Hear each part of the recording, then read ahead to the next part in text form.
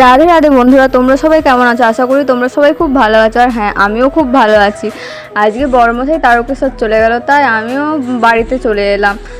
আর বাড়িতে আসার পরেই আমাদের বাড়িতে দুটো হ্যামস্টার আছে, ওদেরকে নিয়ে আমি কিছুক্ষণ খেলা করছিলাম। তারপরেই আমার বড় ভাই বিলেতি আমরা মাখা করছিল, তো মাখা করলো আর আমি খেলাম। খাওয়ার পরই আমার ছোট ভাই এক্সাম দিয়ে চলে এসেছে, আর ও দেখো আমাকে দেখে কীরকম এক্সাইটেড হয়ে গেছে।